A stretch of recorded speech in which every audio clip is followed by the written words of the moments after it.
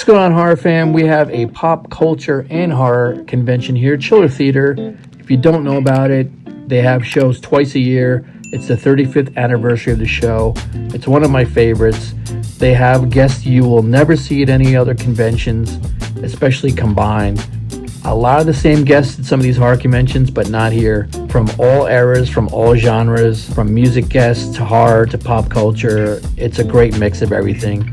Here they have some show cars outside, and they have this show twice a year, usually in March, April, or in October. Both shows are great always. They're packed with usually around 70 guests. We got to about 20 of them here on video that you'll see. Unfortunately, there were 3 guests I didn't get to. I thought they were going to be there on Sunday. That's my bad, I guess. That's Reginald from Die Hard, Mark McClure, and James Tolkien, which I'm really bummed about, being that they said this was his last chiller. I did see him leaving Saturday night in a wheelchair.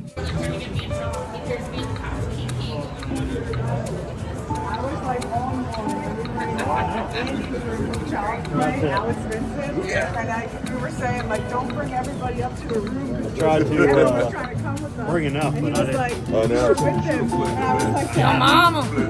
12 beers is not enough. Are you naive?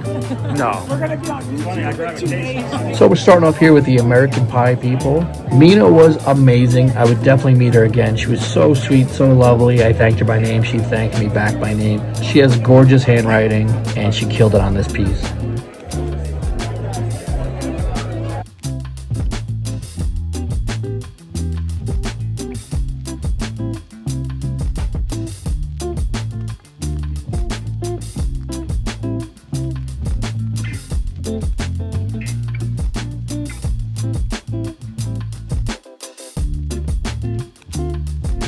The other American Pie people we got were Thomas Ian Nicholas and Chris Owen. We got Thomas on a Halloween Resurrection poster. He was nice enough to do a long quote for Kyle, of course.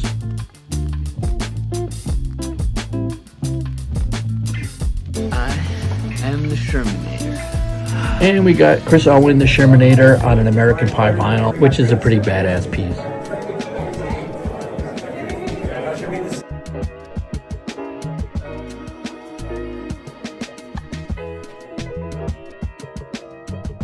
Next, we got Robert John Burke, who played RoboCop in RoboCop 3. Had him sign a helmet that was sent to me from the UK, and it was prepped perfectly. Ed Norton. I was driving the ball up the hill and down. I'll do the huckle buckle and stuff. Okay, so my name for, okay. Yeah. Hey. And he was a great guy. This was only his 3rd convention, he said. Definitely would recommend meeting him.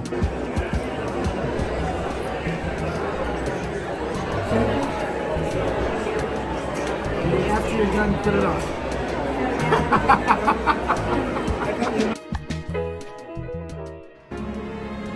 My friends call me Murphy. You call me RoboCop. Next, we go over to Steve Railsback, who was in Life Force, and he played Sheriff Dwyer in The Devil's Rejects.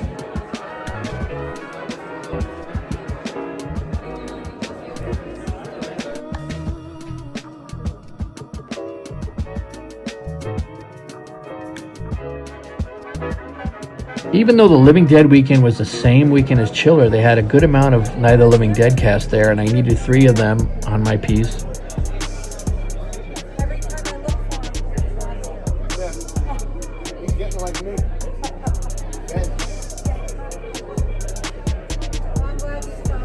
Terry writes First to Die. This was a confusing thing here. It says sign plus selfie 40, but you would think means the selfie's included with the auto, but he said it wasn't.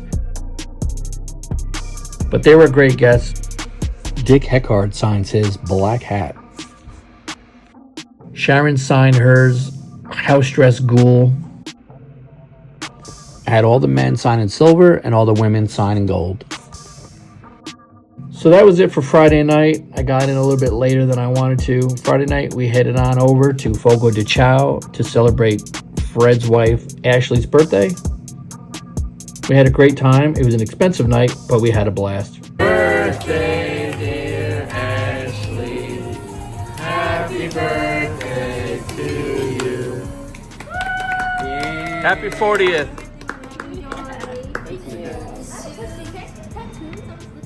Coming home, her car apparently was out of oil and it seized up, so we had to push it up this hill into the hotel area. That was not fun. And that's how our night ended. Started my Saturday morning, which was the shit show of Chill Out, which was a complete mess, and it was really poorly organized. When I got there were 3 different lines. There was a line for William Shatner, there was a line for Gene Simmons and Ann-Margret, there was a general admission line. The fire marshals were there, and they weren't letting people in until people came out. They had a clicker, and it was an hour just waiting to get in the general admission line. It was a complete shit show. People were getting angry and complaining and cursing. They kept cutting the lines and moving them back outside. They moved Ice-T from where he was. This was really not run well. I don't think there were enough volunteers. Hopefully they do it better next time. It was nice to see a familiar face. Our buddy Ron Black from Black Half Films saw him in line, and we went together to get E. Roger Mitchell, who's the first guest, who couldn't be nicer. A phenomenal dude. I do consignment. Gwen, what aren't you telling us? That sometimes my dreams are right. We got him on a black phone piece, and he might be working on something with Black F Films coming soon, actually. We got this piece done for our buddy Paul. Paul's a legend. Paul is a channel member. He gives me something for every show I go to. And again, this was such a great guy. I highly recommend meeting him. Next, we go over to Kevin Dillon, who we got on a Platoon vinyl. He was also really nice, and we talked about like where I work because he's from the area. Didn't get to meet Vanessa, but took a picture of her pricing for you guys. Lauren Alenia, besides acting, does music, and she was promoting her new song that dropped that day. So much love and dedication was put into this, and I think that it's going to resonate with a lot of people who have been in love and, you know, wanting to leave but can't leave. And it's very deep, but I'm really excited to have everybody support. That's fantastic. So by the time our viewers see this, it's out. It's out, yes. It is out. It is out. Yeah. Had to get Ice-T on a New Jack City vinyl for someone, so definitely got a combo. It was $150 for the auto and combo. I got a picture with him and a picture with him and Coco, so not a bad deal for $150. Ice-T made a comment on my shirt, so that was pretty cool. Took additional video and pictures while waiting in line for Ann-Margret.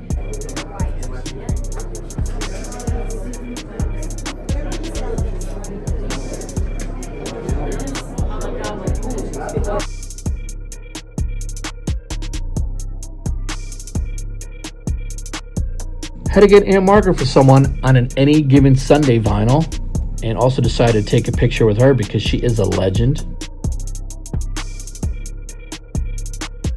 She was really sweet, as most of the guests were.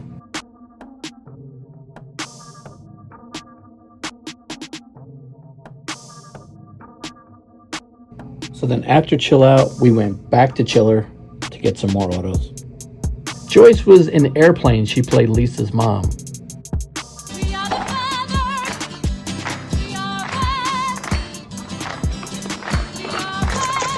Got her to sign a vinyl.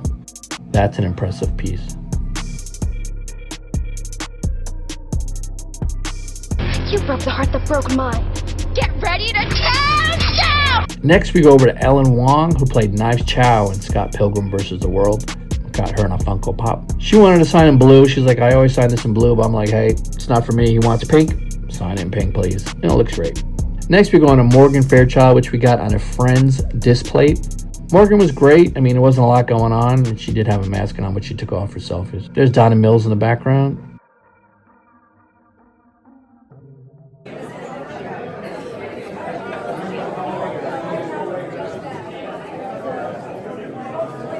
And then, Oh, sorry. Nora Bank. Can I pull that off? It's a little, if you have room, but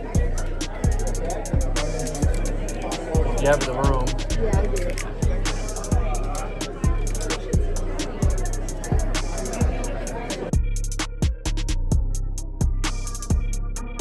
Added Megan Cavanaugh to the same Friends disc plate,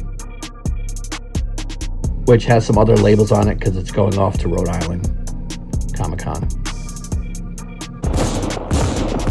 Next, we got John D Lemay, who is in Jason Goes to Hell. Super nice guy. Yeah, one's mine, one's Kyle. He did a long quote for my buddy Kyle, and I also copied the same quote for my poster, which he wrote along the bottom of it.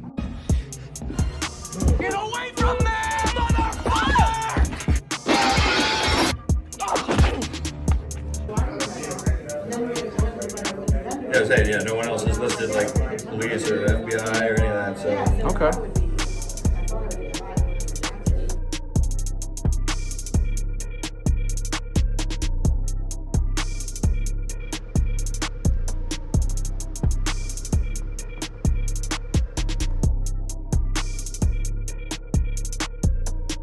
Adam Cranner played Ward B in Jason Goes to Hell. It was a small role, but he played a cook at his parents' diner. He actually did a scene where he had a hamburger patty he cut into a hockey mask.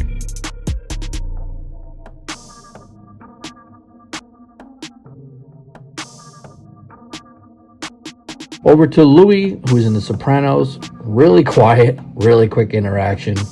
That's all I can say. Then we went on to Louise Lasser. Jeffrey, be a doll and pass me the ketchup. She played Jeffrey's mother in Frankenhooker. I had her sign a Frankenhooker print for me just to sign, and then I painstakingly asked her for a quote on my Frankenhooker and Kyle's. I felt so bad. I think she recently had surgery done. She was in a wheelchair, but she pushed through it.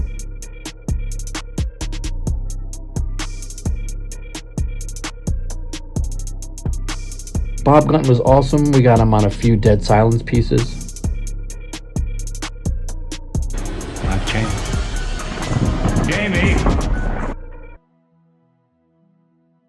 To think Shawshank was like my favorite movie, and I ended up working in a prison for 7 years.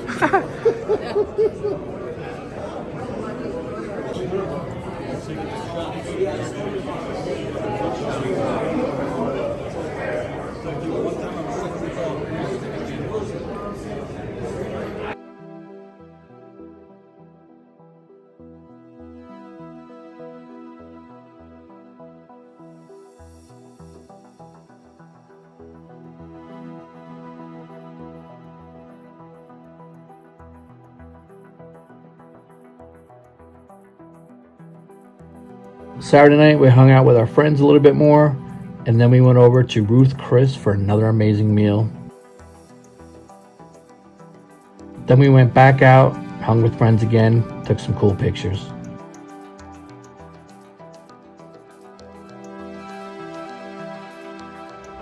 Sunday, we made a quick run around the vendor room.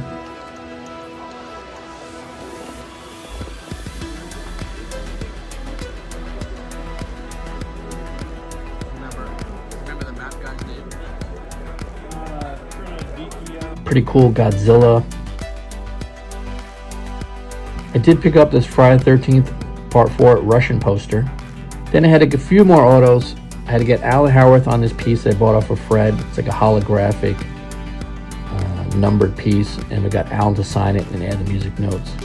Alan did an impromptu little concert Saturday night. You can see that at the end of the video. I had to say goodbye to our girls Michelle Bauer and Brinke Stevens. I needed Brinke on a poster for someone.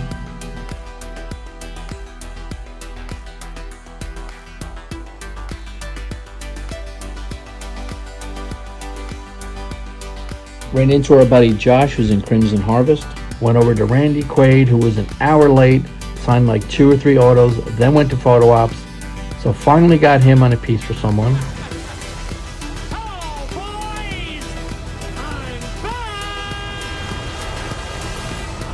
And last but not least, had to get Phil Morris for someone. He's mostly known for his role on Seinfeld.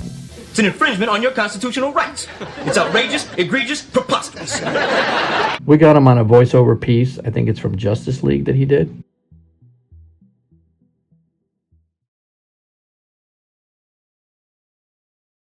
It was a great convention. We're going to leave you here with a little bit of Alan Howarth's performance from Saturday night. It's really cool. And if you can just drop a like and hit subscribe if you already subscribed so you can see more of this amazing content. Make sure you're locked into this channel so you don't miss anything. I appreciate you guys as always. I'll catch you in the next one.